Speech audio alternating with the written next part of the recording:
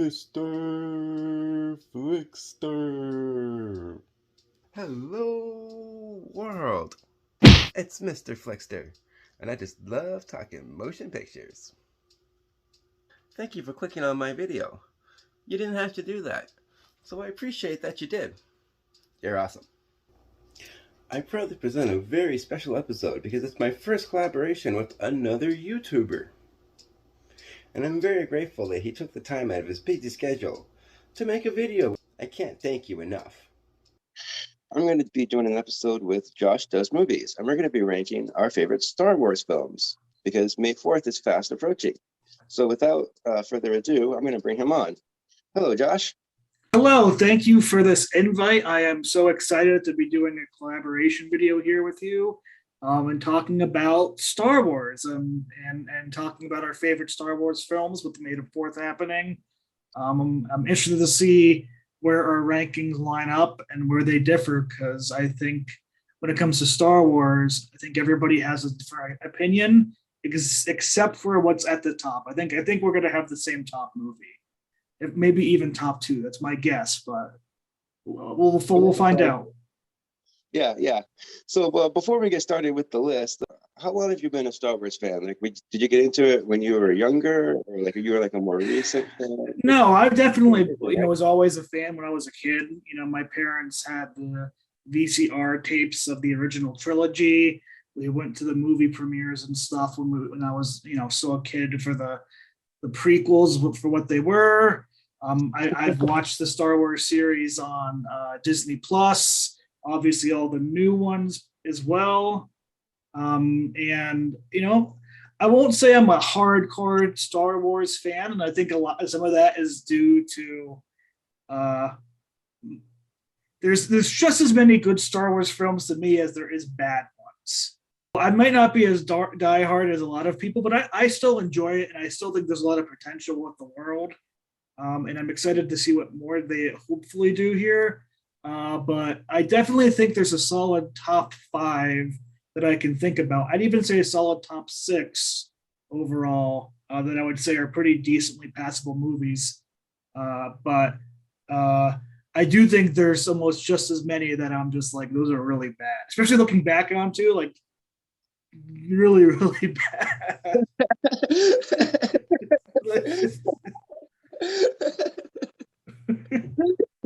I agree with that too. I would say I'm more of a hardcore fan, but I've been into it ever since I was a little boy. Like, I had the same box set, the 3 movies, and I just I got really excited when I found out it was like 2000 or so when Phantom Menace came out, and then that prequel trilogy came out, and then the other one came out. Sequel trilogy, yeah. And sequels, yeah. So those ones I agree. Like, those ones aren't as good, and my list might surprise you, and my list might not surprise you, and I can say the same thing about your list. Number 5, I am actually going to go with Return of the Jedi. It's very solid for a conclusion-style movie in some ways, but I do think that it's a lot of rehashing similar plot lines and, the Death Star being back per se. Luke having, trying to go and confront Vader in their way. And while there's some good personal kind of talk there really isn't enough conversation and enough, I feel, dialogue from beginning to end to really constitute a real good chemistry with that. Obviously, in my opinion, Han Solo is the star of this film more than anything. I love the everything that happens on Andor. I'm an Ewok fan, I think that for a lot of parts, that is some of the best parts, but I can see some of the weakest parts for some people of the movie. But for me, the reason why it's number 5, like I said, is it kind of felt like Lucas was like, well, what if we try and combine like a little bit of Empire and a little bit of the first Star Wars movies in the end and make it into this like, big space battle with this kind of cartoony style ground battle and this, dramatic middle part between Vader and Luke, which had some strong connection, but I never felt like they gave Vader and Luke enough time together to really nail down that chemistry in different ways. I actually think the way they handle, and I'll go into this more, but I think the way they handled Kylo and Rey in some cases in the sequel trilogies, they were able to have more of a chemistry and have more of a relationship that I could buy into in different ways than what we had with the original Luke and Vader. I mean, besides the Luke, I am your father moment, they really didn't have all that much talk and work between them. We kind of just had to go off the fact that he's like, oh, Luke's his son. He'll feel for his son in that type of a way. So I think it was kind of, I don't want to say sloppily, but it wasn't as pristine as some of the other movies they had. That's why it's number 5 for me. It's interesting. I hadn't really thought of it like that before. This is kind of awkward because that was actually my number 1. Spoiler alert.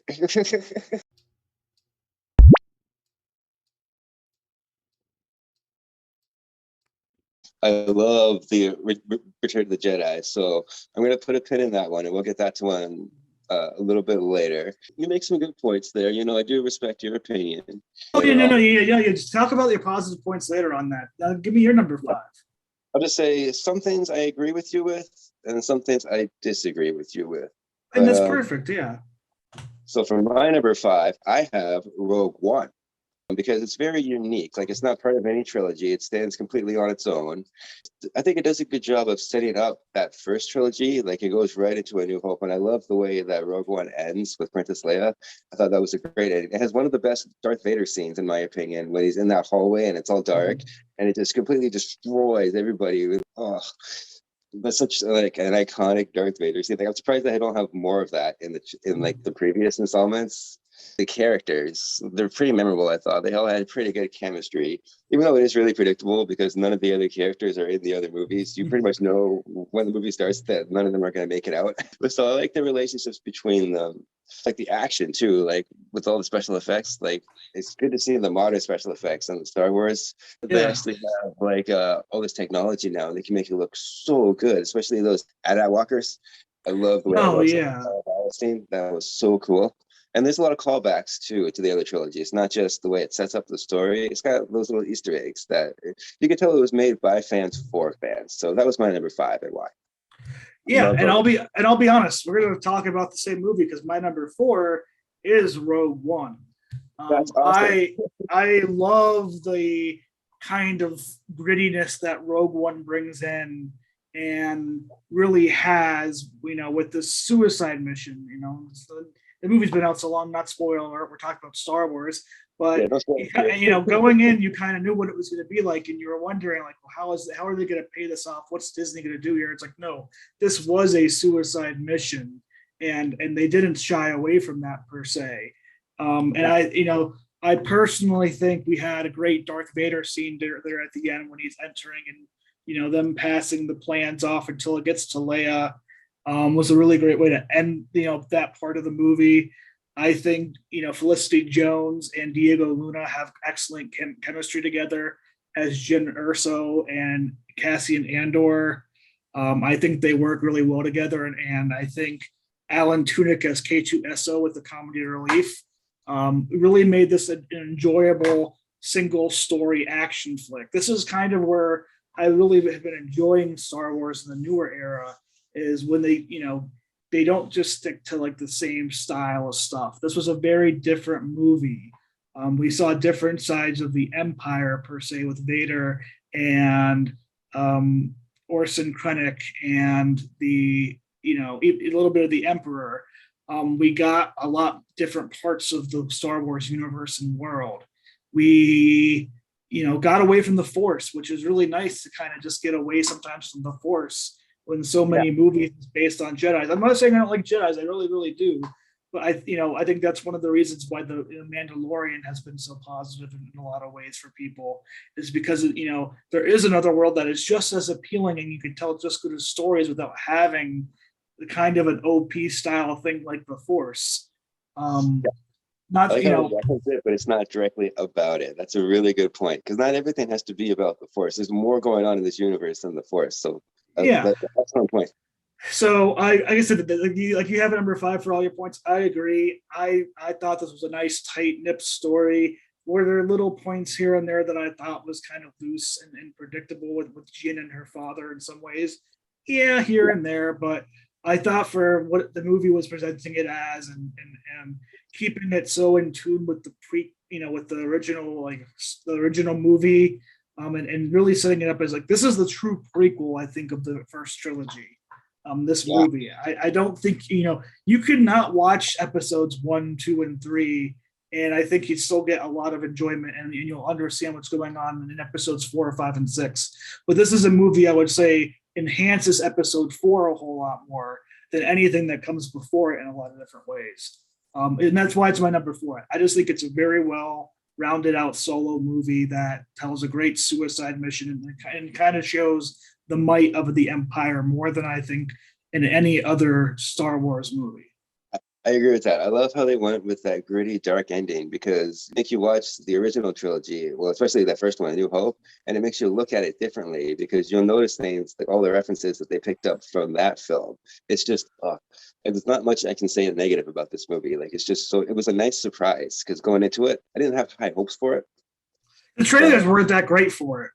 The trailers were very basic and bland, but they were kind of hide different parts of the movie that they didn't, maybe didn't want to spoil in a trailer. But yeah, what was your number 4 movie? That was my number 4. What's your number 4?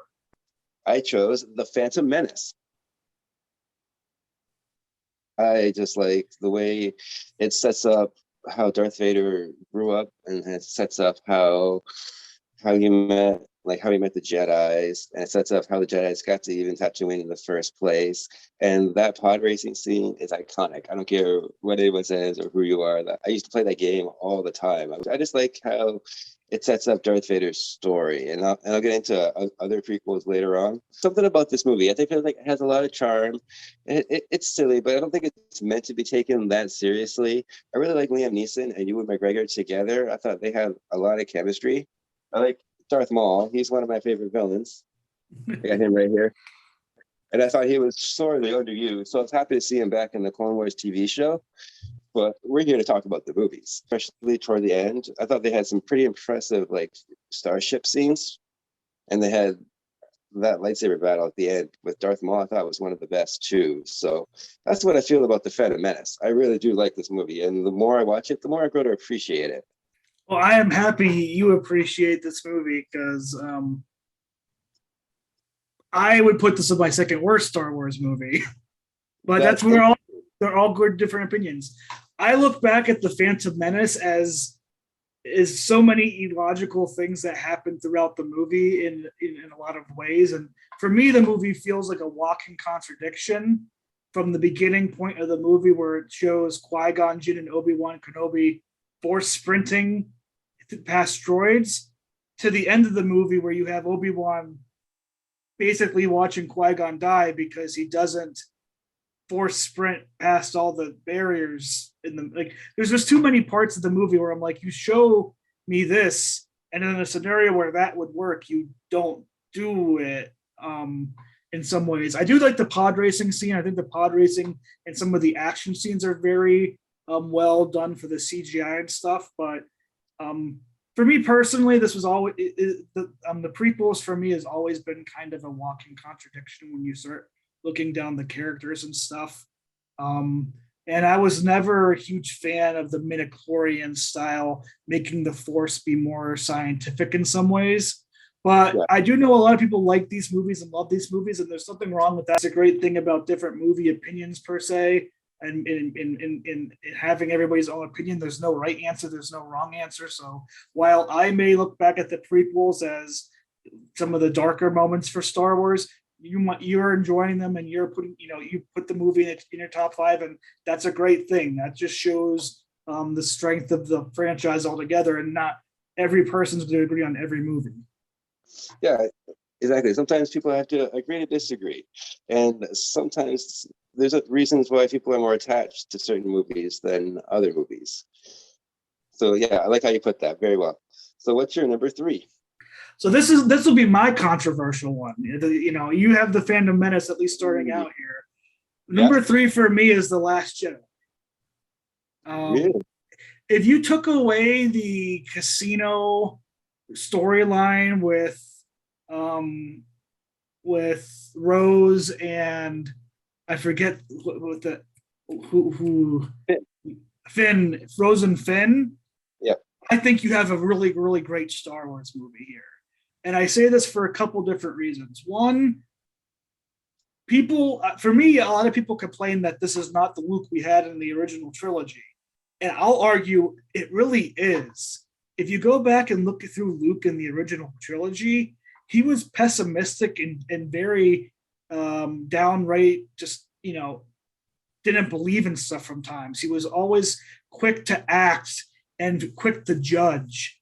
And if you do look back at what happened with the prequels and the histories of the Jedi, especially after what would have happened with Kylo Ren kind of, being turned over and killing his attempt at a Jedi resurgence, he's personally going to feel like, we are stupid and bad.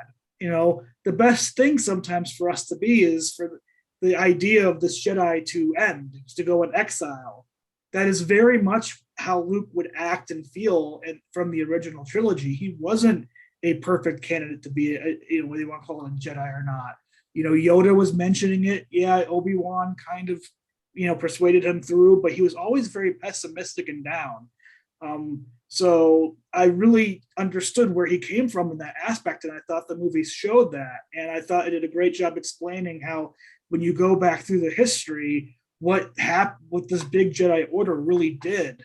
Yeah, they had literally the Emperor Sith right underneath them, and they had no idea because they were blind to themselves. Even though at the end through Rey and stuff, he does get a little turned around. And I there's two things I love with this movie. Is one, I love the ending scene with Kylo and Luke. I think the way he force projects kind of shows the power of the force in a bigger aspect. There's little things in that scene that give it away when you watch it first time and second time, to kind of hide that. I thought was very, very well done. And it was a great way for Luke to use the rest of his willpower to live, per se. And I also love the connection that Kylo and Rey have throughout. Kylo and Rey having that soft connection that allows them to speak and communicate together, and her seeing the positives in Kylo, and Kylo kind of seeing the darkness in Rey, per se. Leading to the, as much as I know people didn't like this, the fact that we introduced Snoke and you kill him off, I agree that, that was iffy per se, but, if they would have followed up with Kylo just being the bad guy in the next movie, like a hardcore villain, I think more people would have been receptive to this after the fact. They change that up. They throw the Emperor back in because we have to nostalgia play that last movie to death, making it one of the worst, if not the worst, Star Wars movies ever. Rise of Skywalker. If you like, if Rise of Skywalker is one of your favorite Star Wars movies, all the power to you. You're right to your opinion, but I don't know many people that'll think that movie was almost unwatchable to me. But I think The Last Jedi, I love the scene where they do turn on Snoke, and you do have that second thought of like, is Rey going to potentially turn, or what's going on? Because you never doubted Kylo. Once Kylo kills his father in the movie before, that he isn't turning back. That if he does redeem himself, he's going to die redeeming himself, because that's how movies and tropes work, per se. Especially Star Wars, yeah. Especially with Star Wars. So I did like how when he killed Snoke, and she's like, we're we can be good, and like we're done, and he can turn, like, we can rule the, it's like we now rule the galaxy, per se. And I know some people really hate temper tantrum, like Kylo Ren. In some ways, he shows the qualities that Anakin Skywalker had a little bit better than they show in the original, prequel trilogy. I really bought him being a lashing out of control individual, who, when he, didn't know how to control his emotions, and how he was using that to turn him more and more in the dark side. I like that a lot more than some of like the whininess we get from Anakin in the prequel trilogy, where he isn't really, a lot of him turning to the dark side is him just whining like a child. What holds this back from being in my top 2 overall, like there's a pretty big margin between the first, my one and my number 2 and 3, 4, and 5, is the casino storyline. It wasn't really well done. It had really bad misty CGI with them riding the creatures out. We didn't need to have this weird, and I'm not saying animal rights are wrong. It's good to have them in movies and stuff like that. But this felt very out of place for Star Wars and the story they're trying to tell. I also like the idea of the rebel ship just being just out of range of them per se.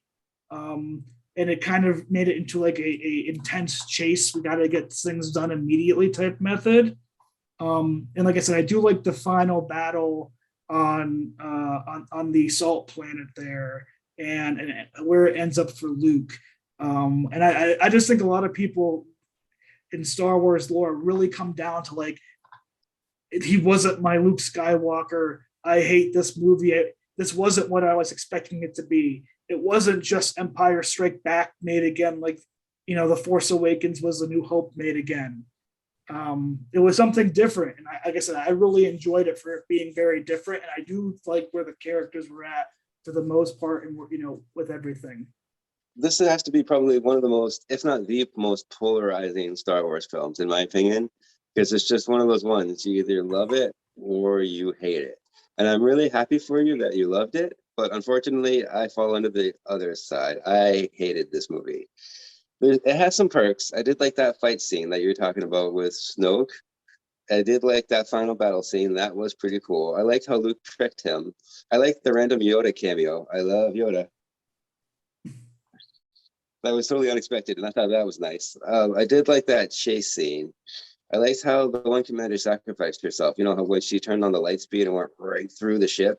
Mm-hmm. That was pretty cool.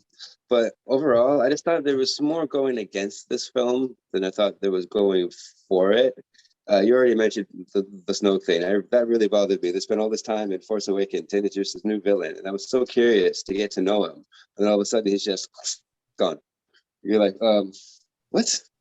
There's just a lot of head-scratching moments like that. And I felt like the casino thing, the code breaker, that was just felt like a whole waste of time, because they didn't even find the person that they were looking for. Instead, they just got Benicio del Toro. They're like, oh, well, this guy, I guess.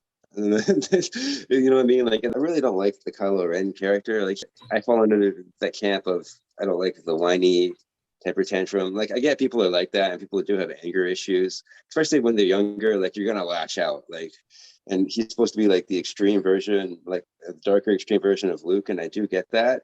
But even the whole thing, I don't like how they handled the Luke Skywalker character. I fall under the not my Luke Skywalker, because like I get the hero's journey stuff. I just don't. Some of the choices I just thought were odd for that character. Like, he wanted to destroy the Jedi books. He wanted to try and kill Kylo Ren. Jedis don't kill people. Like, I thought that was very strange. This movie just doesn't sit well with me. But I'm happy that you liked it. Yeah, I think all I would say with people is, like, remember, Luke was never a perfect style Jedi, and I think a lot of people put him on this pedestal as if he's a Master Yoda. He was never that in that way, and the reason why I bought him going to kill Kylo is because of the history, what happened with his father, and knowing the pain and destruction that happened before.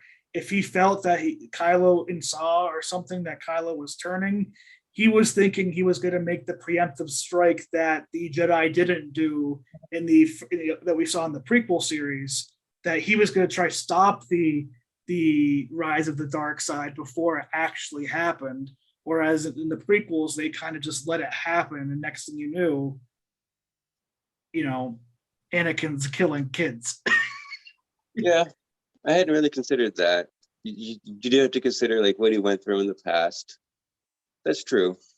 I still don't like this movie though. I knew this was going to be my controversial. I have, for me, as a film, I appreciated it didn't feel like a repeat of another Star Wars film, which I think, like I said, we saw that very hard with the Force Awakens, where you're like, okay, this is very similarly basically just New Hope, printed and reskinned and thrown in the front of the way. And I think what bothers me the most about The Last Jedi is it took everything that The Force Awakens set up and it basically just threw it out the window. They're like, oh yeah, forget about that movie. This is what's happening now. Oh, you know what I mean? No, I can agree a little bit with that.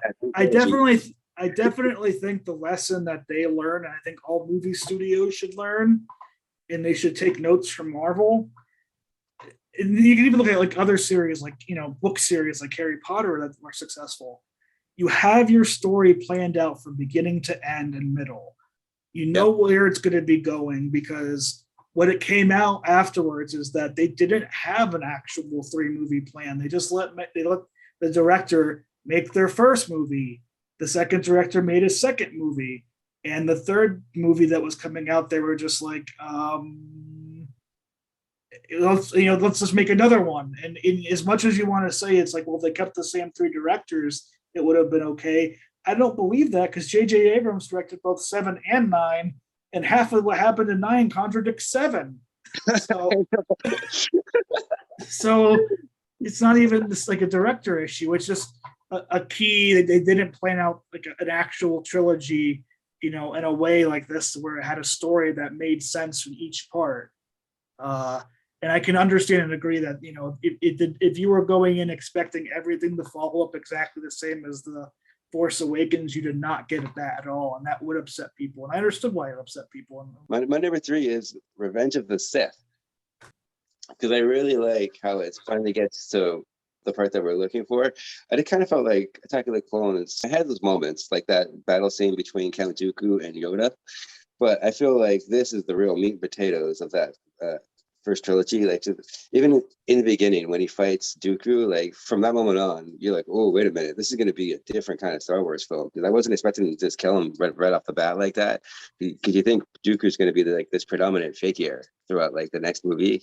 Right after that, you can see there's this conflict between Anakin and there's this conflict between Obi-Wan that was sort of present in that previous film, but they really explore that tension here. And you can see all the frustration within Anakin, and you can see how he just wants to do good, but he just keeps making the wrong choices. He's not necessarily evil when that movie starts, but as it goes on, you can see he starts caring less and less, and he starts realizing he needs to do whatever he can to help with the Empire. And what really gets them is the manipulation. I love some of the best scenes in that movie are between Palpatine and Anakin, because the way he gets into Anakin's head and the way he kind of uses him to get what he wants. Like, he's very good at being that puppet master. And I like how we have like this origin story for the Emperor, because he starts off like normal, and then it shows you how he got to be so like mutilated, why he looks like the way he does. Really good job of setting up, like kind of like Rogue One did, like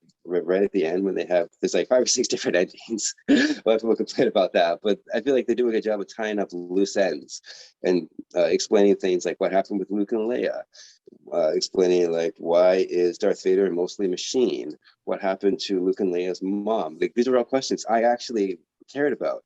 And a lot of problems that prequels have, they tend to ask questions that I never cared about.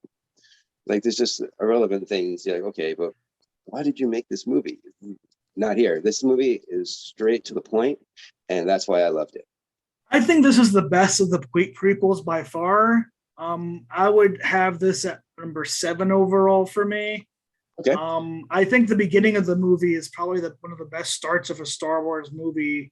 It's so powerful.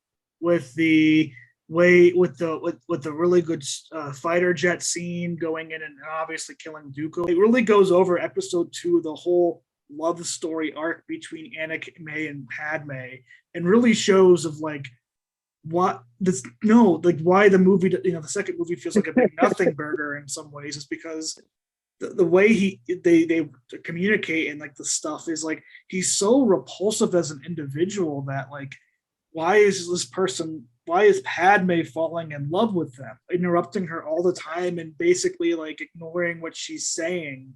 He's not somebody people would fall in love with in a way. He has like a couple scenes. There's like a couple of scenes where you're like, okay, he does the right thing as like a romantic guy, and then there's, oh wait, he murdered a whole entire village that's clearly morally wrong. Why is she sympathizing Why is he? So I never bought this relationship in some ways, and it kind of, because that I feel is the heart of the movie. You have to buy into him wanting to save Padme, and I personally never could buy into their chemistry down to when he was choking her out for some stupid reason. I know he thought she betrayed him with Obi-Wan, but like that to me felt so out of character for him, even as the dark side individual. I felt they just tried going over the top into the we want to make him evil, having, killing all the Jedi kids, and then having them be like, Master Skywalker, what are we to do?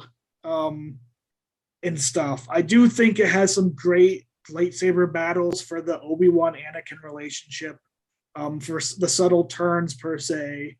But I definitely just think that there's parts that for me are just like I can't buy into.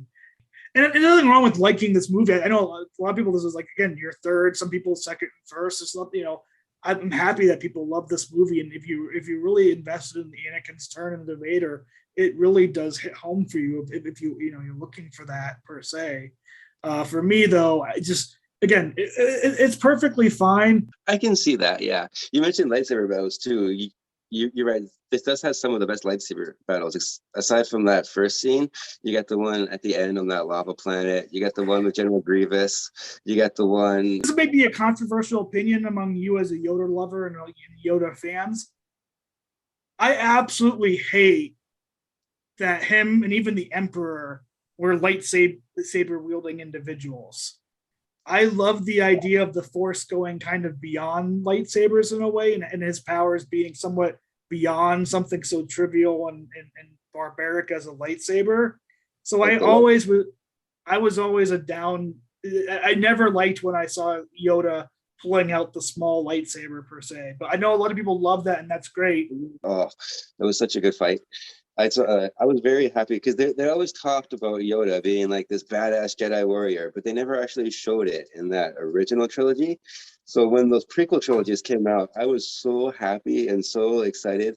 Like I remember that theater experience, like my theater just went nuts. Like people cheered, people roared with applause. Like I love seeing Yoda fight. There is a lot of contradictions, especially in like that first one, especially in number 2, Attack of the Clones. This one has its faults too. It's not perfect. Like I think most of the chemistry problem has to do with Anakin. He's not the best actor. Like Natalie Portman's fine, but that guy, Hayden Christensen. Yeah. So I can never remember his name, but you know what I mean. Like I always thought he was a bizarre choice. Yeah, overall, I do think this is superior to some of the other entries. Yeah. It's just like you said in the beginning, some of the Star Wars films are just plain bad, and some of them are really good. But it all depends on like what your style is and what you look for in your Star Wars films. And for me, I guess an example, like another example of things that I feel like is a walking contradiction that is highlighted throughout the prequels for me that I can't really get moved past is the like.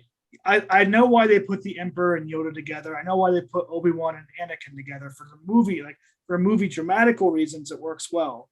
But if you think logically when they discuss it, they don't make those like that. Like the movie didn't tell a story where they happen to have those scenes in different ways. They brought them together and they were like, all right, we're gonna go send the master of to his apprentice to fight, who have some emotional connections and bonds, and hope that he finishes the job fully.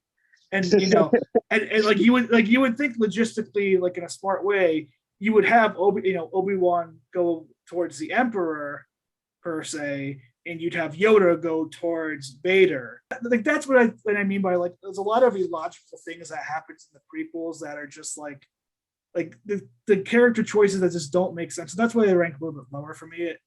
But the scenes themselves are very well done, and I love it when the Emperor and Yoda do more of the Force style battles in some ways. I know you have the lightning and Yoda absorbing and the Force healing. I would love it to be more of like another movie excited is when Dumbledore and Voldemort faced off in Order of the Phoenix, and having like this very mystical, like bringing in flame, like almost like a magician fight, And I would really felt like Yoda and Palpatine, that would have been the fight they'd have instead of just jumping. But like I said, I know you love that, and there's nothing wrong with loving that. And I still enjoyed it very much. Like this is definitely the highest of the prequels, and a lot of people have every right to put this in the top 5. The best way to wrap up the first series overall. So it's in your top 10, just not your top 5. That's interesting. Yeah, it's my top 7. I think there's only like there's only 11 Star Wars movies, so top 10 doesn't sound great, but top 7. Well, okay, yeah, that's fair. So what is your number 2? So my number 2 is the original Star Wars movie, New Hope. Okay. I give this a lot of credit in a lot more ways as this being the first very original movie for the late 1970s, or how practical it was in a lot of different ways. I think it tells a very, very good singular story that could have wrapped up in one movie, but obviously became this big franchise that we love, that we're celebrating here. You have some very charismatic chemistry. The score is beautiful, and John Williams, who, in hundreds and hundreds of years, people are going to refer to him in the same lines as Mozart and Bach when it comes to with musical writing, if not even, I think, greater than those individuals. Looking at how many enjoyable pieces he's had throughout all films and life, this is just a truly magnificent movie that's very close to perfect in a lot of ways. This is one of the first times you really had a strong, charismatic female character with Leia that wasn't a damsel in distress as much as they were making you think to begin the movie. You had Vader as a soft villain per se, but underneath Tarkin, and you saw kind of the powers of him and what he was, the menace he was able to have with James Earl Jones's voice. C-3PO and Chewbacca were great comedic reliefs along with Han Solo. Just overall, this movie just bleeds great chemistry, very originality. Yeah, if it feels the same as other Star Wars movies, you can't blame this one because this is the beginning part. And I loved Obi-Wan throughout the movie, between him being Obi-Wan and Ben Kenobi, and his final sacrifice per se. And I think we're going to, get a lot more into that with the Obi-Wan series coming out this month and next month, explaining why he chose to do that and why he maybe knew to do that.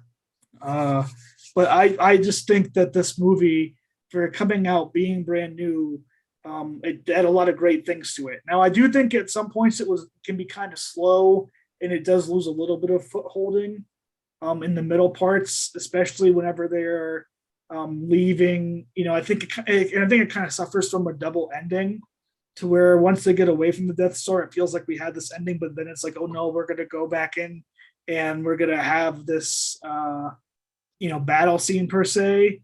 And it definitely has its major plot holes in writing, but I think the score for it is legendary. We all know it's legendary.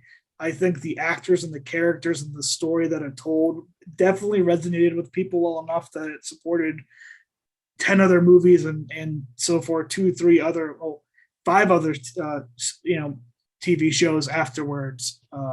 But that leaves me here. I know what your number 1 is. I'm curious to know what your number 2 is now. I just have a few things to say about that. You're right. There's a lot of good things going for this, but I loved how in Rogue One they actually try to explain that weakness inside the Death Star to make it make a little bit more sense. Like, even after all this time, it's been like 40 years, and people are still wondering, like, why would they design it like that?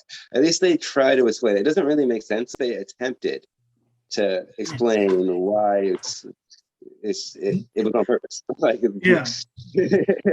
But yeah, no. You're right. This is like one of the most like iconic films, not just Star Wars films, but like of all time, just because it really changed science fiction. If it wasn't for this film, we wouldn't have any of these other movies that we were talking about.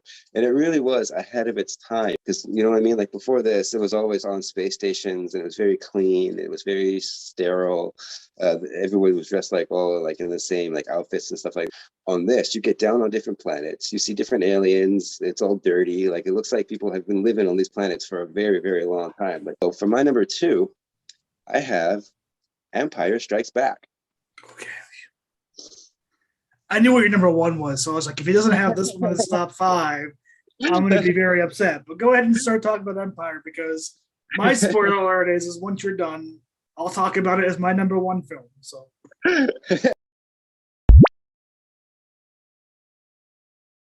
So yeah, like this is Empire. It's got to be like one of the perfect movies, like we were talking about before, because there's not much I can say bad about this film. It just does a good job of continuing the story that it's set up in the original. Like you start off on Hoth, which is already the complete opposite of Tatooine. You go from this desert to this ice planet. And then like right off the bat, from that monster attack to that like fight scene with all the AT-AT walkers, and I think they're called the A-Wings, the little ones that fly around. That epic fight scene was just the beginning. And even from there, you can tell this is going to be a way different tone from what the first one set up. I love how the relationship between Han Solo and Leia is developed. I thought that was really well done. I like that relationship between Yoda and Luke, this whole like master apprentice situation. And I agree that Luke isn't like the perfect Jedi. Like if you think about it, he never even got formal training at the academy like all the other Jedis before him got. He just got like boot camp basically. Like he doesn't have that formal training. Like I'm not saying he's not a Jedi. He just didn't get the same treatment as previous Jedis in the past. But I still like their dynamic. I loved Yoda as a kid. I love the way it sets it up too, because he's looking for this guy, and they talk about him in that first movie. So it's really in what you don't expect. You see this little creature, and you think he's just so small and he's so insignificant, and then you find out he's one of the most powerful Jedis in the entire universe. Like, I just thought that was such a cool idea, and that was so original, because you never really see stuff like that until that movie came out. And even all the way to the end with like the Cloud City, I thought that was really imaginative. There's just so much going for this movie. And then of course you got that epic fight scene and that line, "I am your father." Oh, it's just, I can't say anything bad about this movie. It's one of those perfect films. Like, oh, it does a good job of expanding on what we knew. That's what a sequel should do, in my opinion. For me, this is my number 1 movie for Star Wars, and it's in my top, I guarantee, top 5 list of all time of movies. This is a perfect movie for me, at least from top to bottom. Of course, for a lot of the reasons you say. Just breaking down the characters and their choices and how the movie sets them up throughout. Luke is kind of the he wants to be more of a hero than he kind of is at the start. You see that with that first battle, and yeah, he takes down some, AT-ATs, those big walkers. Yeah, per se. And he's kind of high on his horse. He feels like with the lightsaber, he's kind of learning bits of the Force. He's doing well. And then he just gets humbled by Yoda. And like you said, they set up Master Yoda as this great Jedi master. And you're wondering, who's this going to be? And the subversion of expectations that, like you said, no, it's the small alien creature looking individual, but who's so powerful and wise together. The writing of Yoda is so well done, and how he's able to show in brief moments that what his teachings are about, and the power of the Force when you put your mind to it. Again, an iconic scene is him lifting, Luke struggling to lift his fighter jet out of the swamp and saying it's impossible. Again, very kind of being humbled, starting to be pessimistic, like I'm being set up here kind of to fail, which is also why Yoda wasn't very happy, because, like, he's too old, we can't help him out now, blah, blah, blah at the beginning. No, I mean the blah, blah, blah in the bad part, but, we all know the parts there. Yeah, we know. It's a very, very powerful moment and character building, and you really get character building out of Luke to where he trusts the Force, and he trusts things he never would have trusted beforehand when it comes towards the end, where he decides to jump off, and hang there and try to talk, making that connection with Leia to come and save him, and that's just Luke himself. Han and Leia's love story, where Anakin and Padme's is one of the worst that you can write in a movie. This is probably, honestly, the best. Harrison Ford and Carrie Fisher's charisma throughout is just very well done. They, the beginning of the movie when Han is being kind of, overdoing a jerky type of, you like me, but just tell me you like me. I'm leaving, but tell me you like me. And yeah, she has the icky kiss after the fact with Luke, but like, whatever. Yeah, they didn't know yet. As a character, like she was, she was fighting back a bit. She wasn't just falling into it. In their journey going, leaving Hoth and getting caught up, being chased down by Vader and the Star Destroyers through the asteroid field. Again, another unique set piece in this movie that was very well done, where they're hiding. You have the easy running gag throughout the movie with 3PO and odds, and we have 1 in a billion chances of surviving, and it allows Han to jump off him very well. There's very well good writing throughout, and then their love story really comes to a hold through Cloud City. Again, another unique scene, another place for this movie where you kind of get to see the Empire's power of basically, like, even though that Lando was clearly never looking to betray Han, Lando has to, is dealing with the Empire, and he has to kind of follow suit in some ways. I think that the Cloud City aspect is very well done, where you had some really great character building between Han, Leia, and eventually Lando. As Han's going into Carbonite, you have the, I love you. And again, this is where the great writing happens. They didn't just write "I love you" back like you get with every other movie. The writers here understood who Han Solo was. So the perfect line back was, "I know," because it harkens back to the beginning of the movie when he was like, "I know you like me, just admit it," blah, blah, blah, blah. And while we got to see a little bit more of the charm throughout and why she will end up saying that, it fits this exact tone throughout the whole entire way. And then getting to the final battle between Vader and Luke. This is probably, I think, the most underrated lightsaber battle out there. You go back and every time you watch it, everybody remembers the final line. But if you go back and watch it, there's actually a lot of action and stuff happening here. You do get a lot more of what you see in the prequels with the jumping around, per se, for both Luke and a little bit of Vader. When you go back and watch it, you have Vader using the Force and moving objects, per se, and showing Luke that it isn't as simple as just fighting sword to sword. There's more to it you have to worry about, and Luke failing, kind of showing that, like, Yoda was right. You were going in too early. You weren't ready for what you're going in for. He's lucky to get a lot alive. What this movie does so well is it takes the small bits of flaws that the characters had throughout, and they actually somewhat punish them, for it leaving the movie. Han's arrogance kind of got him caught up and got him stuck in Carbonite with Boba Fett, who is by far the most overrated Star Wars character of all time. I agree. And I think we can all say it after his TV show. I don't know if you've seen it yet, but I've seen it. Yeah, I have. It's basically Mandalorian like 2.5. but nowhere near as good. It has that problem. Sorry, side note real quick, tangent. It has that problem. It answers questions that I just didn't care about. I never wondered about Boba Fett, and I did wonder how he survived the Sarlacc pit. I always thought that was strange. That bothered me. I'm like, but he died. Why can't we just let Boba Fett go? We have a new Mandalorian now. Money. You know what I mean? No, I agree with you. But even back to this movie, like the differences in the score, adding in the Han and Leia theme is so iconic and so beautifully done. It just, again, adds their romance even more and makes it more believable and together. For me, this is just, like I said, this is the perfect movie. It's one of my top 5 movies of all time. It's far and away my favorite Star Wars movie. Even Vader throughout, kind of, he became like you saw it in the beginning, but he had nobody above him now to tell him stop. He was just a ruthless person that if you didn't get done what he wanted to do, you were disposable to him.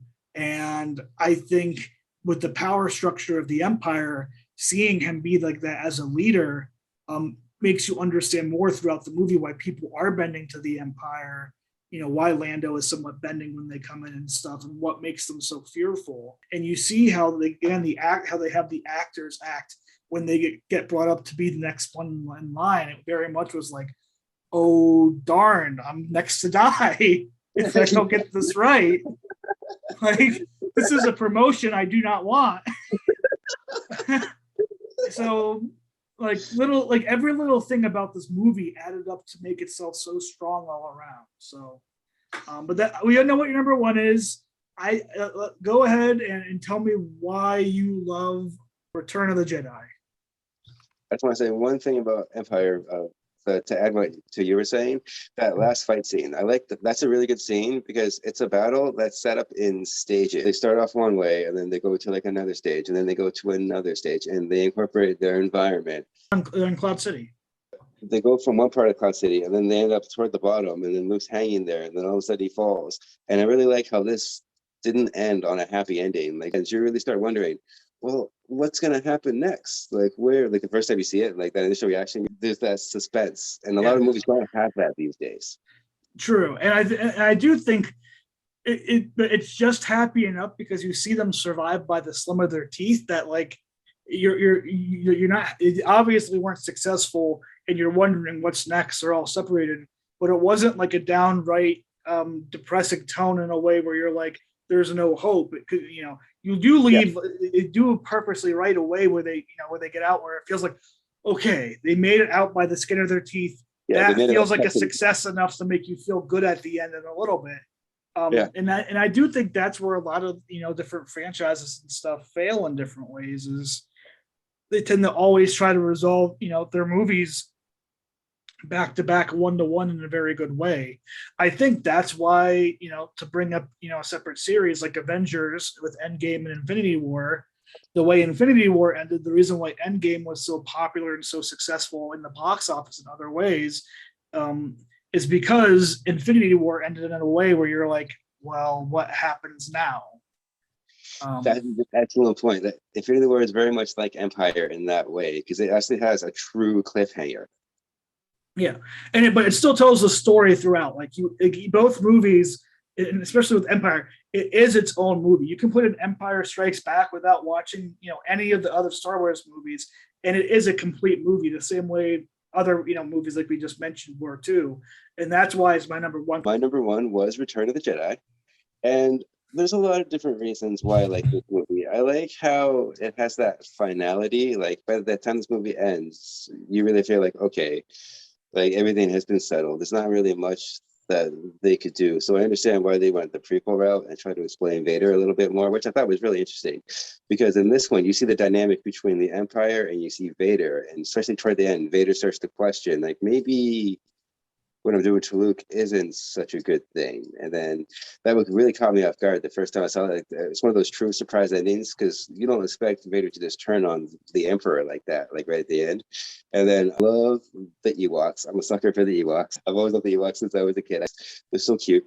I love the battle scene between how these little creatures take out these giant machines. I thought it was very innovative, the way they use their strings, their ropes, and they use their spears and they use their rocks to take out the stormtroopers. Some of it's just hilarious too, the way they trip up the machines. And that's a nice callback to Empire too, the way that they brought down those machines. And then I really like Jabba the Hutt in the beginning and the Rancor scene. I think the puppetry is something that's really underrated in this film, because people didn't really think much of puppetry back then. This is before the Muppets were really a thing too. So I think, and this before CGI was really a thing too, and you can tell a lot of movies these days are kind of soulless because they're all CGI and they don't have that movie magic that older movies had. Like the Rancor battle is a good example. Like there's no CGI in that scene, and somehow they made this giant puppet and they use miniatures and they do all these different camera tricks, and they really make you wonder how they did that. I love that fight scene on the Sarlacc pit, because this is when you see like badass Luke, you know what I mean? Like this is full Jedi form. This is what you've been waiting for. Like everything's been building up to this moment. And then you finally see him fight on there. And then you see him fight against Vader again toward the end. And then you see him fight the Emperor. And this is the first time where you really get to see a Jedi in action. You know what I mean? Because just kind of see Obi-Wan fight in the beginning, but he's older. And that fight, it's one of those more direct fights. It's just lightsaber on lightsaber. Like there's not a whole lot of force skills used. So those are just some of the reasons why I like Empire. I understand the things that you said. Like you do make a lot of good points. Some things are forced. Some things are there because it kind of has to happen. A lot of the dialogue too, like Star Wars isn't known for its exquisite like written dialogue or anything like that. Some things people say are kind of awkward, but even like the relationships, they do a good job. Like Luke and Leia, like they get resolved nicely. I do enjoy this movie a whole lot, and for all the reasons you just said, I think the opening is really strong with Jabba's palace and really answering and them getting Han back very well. I talked about before, and I think for a finale of a series, I think it does a very good job wrapping things up in a way. I think a lot of the reasons why the first trilogy did it so well, and why they kept making more and more, was because of how they were able to wrap it up and kind of give it this bow tie ending that they kind of based everything else they were going to do around that idea of making 3 movies like that per se. So no, I think there's a lot to love about this movie too. I know I'm not going to go back into my gripes because I talked about them before. This is about your number one pick and why you love it. So I'm happy that you do. That's awesome. Just to touch on one thing that you said though, because it did kind of bother me. It's not really a rehash of the first one, because if you think about it, the next logical move, like for your strategy in this war, would be to rebuild your greatest weapon. So I don't think that's a rehash. I just think that was the next step, like the logical choice. Like, okay, they destroyed this Death Star, so why don't we make another one, and then we can really take over, because that was really like their primary focus. And to have a weapon like that and just have it destroyed, I understand how they want to get that weapon back. Like it's just like with a war on Earth, you know what I mean? Like people try to outdo each other with the weapons all the time.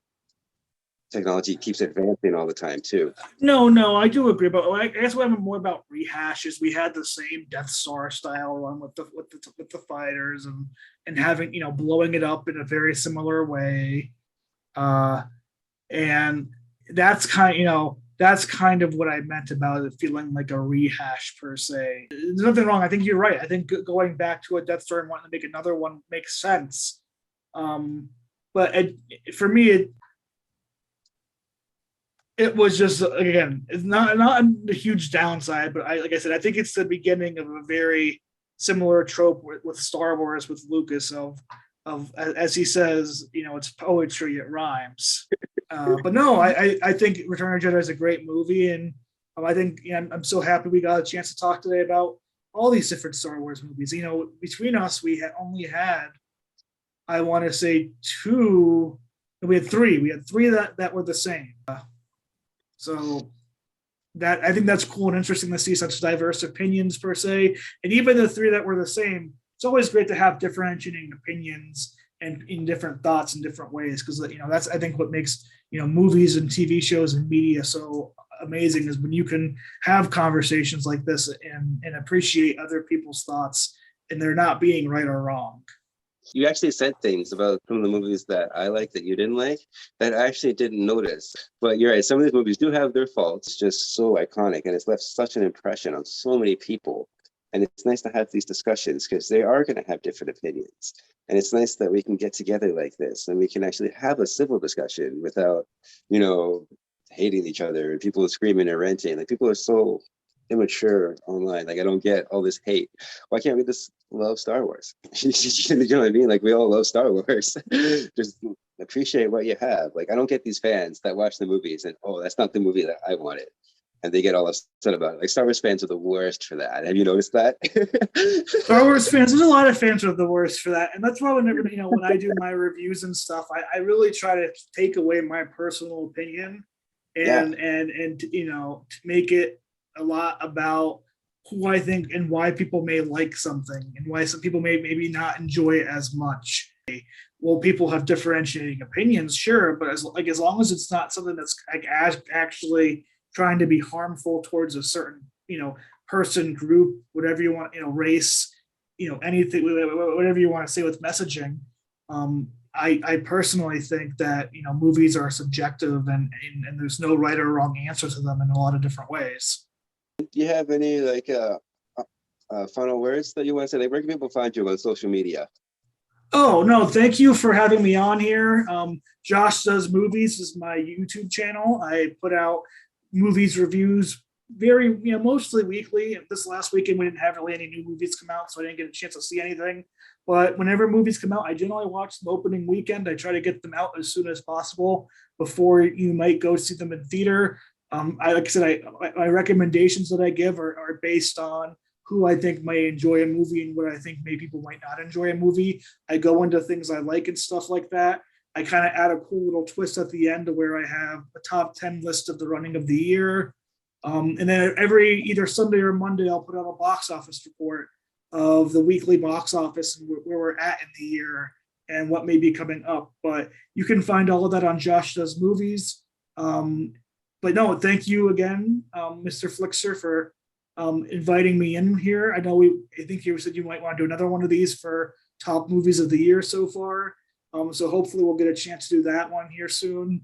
And I'm looking forward to the rest of the movie year. Yeah, same here. Thank you very much for the great discussion. That was a lot of fun. Thank you very much for taking the time to do this. It was so nice to meet you. I just love talking Star Wars. And on that note, may the Force be with you. In case you haven't heard, I'm a film critic on HorrorBuzz.com, and I make frequent appearances on HorrorBuzz Live, their YouTube channel, so I'll make sure to put links below for that. So until next time, I'm Mr. FLIXTER, and I just love motion pictures. Have a great day.